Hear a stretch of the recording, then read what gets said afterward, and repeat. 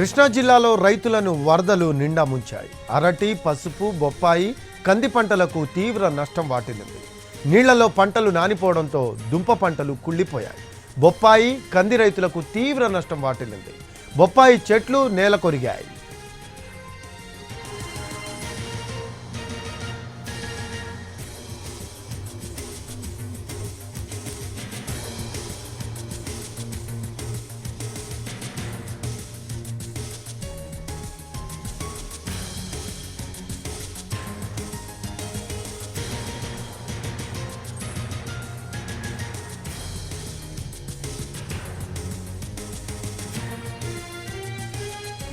కృష్ణా జిల్లాలో రైతులను వరదలు నిండా ముంచాయి. అరటి, పసుపు, బొప్పాయి, కంద పంటలకు తీవ్ర నష్టం వాటిల్లింది.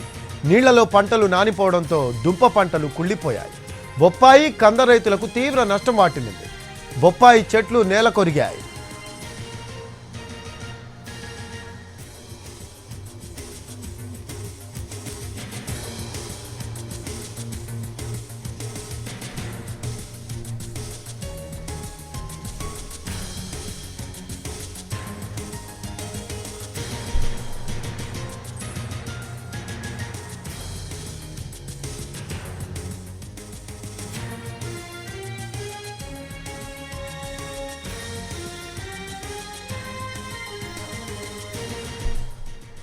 దీనికి సంబంధించిన లేటెస్ట్ అప్డేట్స్ మా కరెస్పాండెంట్ సాయి సుధీర్ని అడిగి తెలుసుకుందాం. పెనమలూరు నుంచి లైవ్లో అందుబాటులో ఉన్నారు. సాయి సుధీర్, ఎన్టీవీ స్క్రీన్పై దృశ్యాలు చూస్తూ ఉన్నాము. బొప్పాయి చెట్లు నేల కొరిగిన పరిస్థితి కనిపిస్తుంది. అలాగే అరటి తోట కూడా నీళ్లలో నాంతున్న పరిస్థితి కనిపిస్తుంది. సో దీనికి సంబంధించి లేటెస్ట్ అప్డేట్స్ ఏంటి సాయి సుధీర్? రఫీ, కృష్ణా జిల్లాలో రైతులను వరదలు నిండా ముంచాయి. అరటి, అదేవిధంగా బొప్పాయి, మరోవైపు కంద, అదేవిధంగా పసుపు, ఈ 4 కమర్షియల్ సాగుకు సంబంధించి రైతులు పూర్తి స్థాయిలో నిండా మునిగిన పరిస్థితి ప్రస్తుతం మనం విజువల్స్లో చూసుకోవచ్చు. బొప్పాయిలన్నీ కూడా బొప్పాయి పంట నేల కొరిగిన పరిస్థితి. ఇదే విధంగా పెనమలూరు, అదేవిధంగా పామరు, అవనిగడ్డ, ఈ 3 నియోజకవర్గాల్లో కూడా రైతుల పరిస్థితి ఇదే విధంగా ఉంది. కృష్ణా సంబంధించి ఆయకట్టుకు సంబంధించిన ఈ వాటర్ ఫ్లోటింగ్ ఒక్కసారిగా ఈ పొలాల్లోకి వచ్చి చేరడంతో ఇవన్నీ కూడా పూర్తి స్థాయిలో నీట మునిగా ఎందుకు పనికిరాని పరిస్థితి ఉంటుందని రైతులు ఆందోళన వ్యక్తం చేస్తున్నారు. తమ పొలాలను చూసుకుని కూడా వారు కన్నీరు మున్నీరుగా విలిపిస్తున్న సిచ్యువేషన్. ముఖ్యంగా ఈ ఏరియాలో మిగతా ఏరియాలతో పోలిస్తే కమర్షియల్గా కంద సాగు అనేది చాలా ఎక్కువగా ఉంటుంది. పామరు నియోజకవర్గం, అదేవిధంగా అవనిగడ్డ, పెనమలూరు, ఈ 3 నియోజకవర్గాల్లో కంద సాగు ఎక్కువగా ఉంటుంది. కందకు సంబంధించి దాదాపు 4 లక్షల వరకు తాము పెట్టుబడులు పెడతాము, అవి ఎందుకు పనికొచ్చే పరిస్థితి లేదని చెప్తున్నారు. ప్రస్తుతం మనం బొప్పాయి చూసుకోవచ్చు. ఇవన్నీ కూడా ఒండ్రు పట్టేసి ఎందుకు పనికొచ్చే పరిస్థితి లేదు. బొప్పాయి సాగుకు సంబంధించి అంటే ఇవి మొత్తం ఇదంతా కనుక అమ్మితే కిలోకి 25 రూపాయల వరకు ఈ బొప్పాయికి వస్తుందని రైతులు చెప్తున్నారు. ఇవన్నీ ఎందుకు మట్టి పట్టేసి అదేవిధంగా బురద నీటిలో ఇప్పుడు ఈ వారం రోజుల నుంచి కూడా నానిన పరిస్థితి. దాంతో రైతులు తమ పంట పొలాలు ఎందుకు పనికిరావని చెప్తున్నారు. ఎంత వేసారండి మీరు? సాగు ఎంత వేసారు?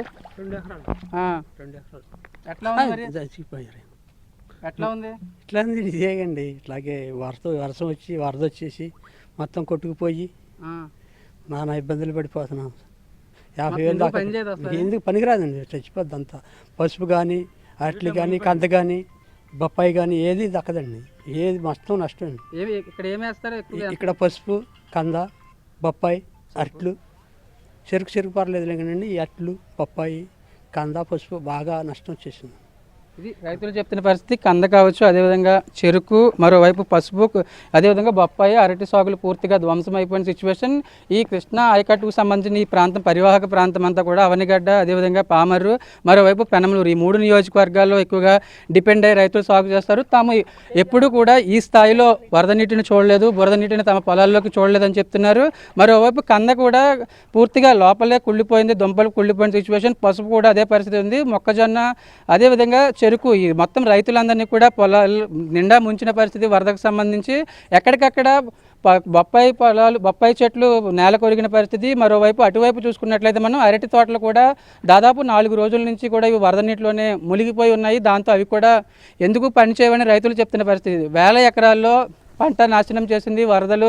అదేవిధంగా ఈ వరదకు సంబంధించి ఆయకట్టు ప్రాంతం ఉన్న రైతులందరూ కూడా 3 నియోజకవర్గాల్లో నిండా మునిగిపోయిన పరిస్థితి. కంద కూడా మిగతా పంటలతో పోలిస్తే కంద చాలా కమర్షియల్ సాగు. కందని అందరూ సాగు చేసే పరిస్థితి ఉండదు.